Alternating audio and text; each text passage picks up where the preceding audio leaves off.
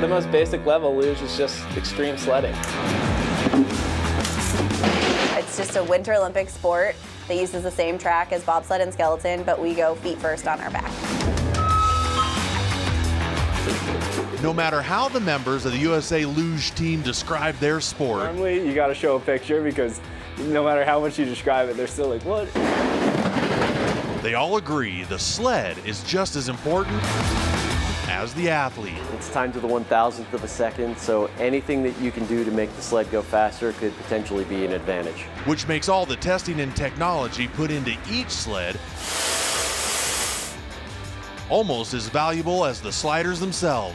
You can be a really talented luger, and if you don't have the equipment, you're not going to compete well. You have to do everything you can possibly do, whether it's designing an aerodynamically efficient sled or reducing friction on the ice, or optimizing rider position, optimizing sled design. Team USA, like every other luge team, continues to look at new ways to shave off seconds. Because everything is a minute difference. Using 3D printing, scanning, track mapping, and sensors that look at everything from G-force and sled noise to acceleration and track temperature, trying to come up with any competitive advantage they can. When they find something, very secretive. The Germans have their technology, the Austrians have their technology, we have our technology.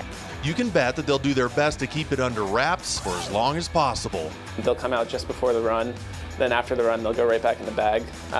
You know, some countries like Germany will even put locks on their bags. So, you know, there is a lot of secrecy. The only time anyone should be looking at your sled is when you're on it. Hoping every edge helps them slide closer to Olympic gold. The sled is hugely important. When our equipment does come together on certain conditions, yeah, we can be on the podium. You know, everything matters. Luge or even speed skating. You know, you look at speed skating, that's another event that uses a lot of technology. And while luge is wrapping up out at the Olympics in Beijing, skeleton is going to be taking over pretty soon. Those two events are very similar as far as how they use technology, along with everybody else who's at the Olympics and using technology. So Kim and Alex, skeleton getting ready to take over right now, and Colorado's Katie Eulander will be representing us in her 5th Olympics out there doing that.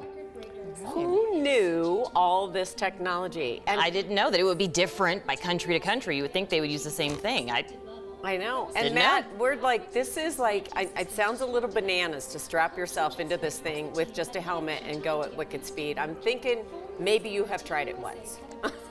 Have you? I've never, no, not on purpose. Okay, you know, okay. Slipping right. down the One driveway, thing. right down the driveway, onto the street, and then down the cul-de-sac. I've accidentally done that. Okay. All right. Well, we're still trying to get past you skiing and talking and doing what you did the other day. That was pretty spectacular. We want more of that before the Olympics is over.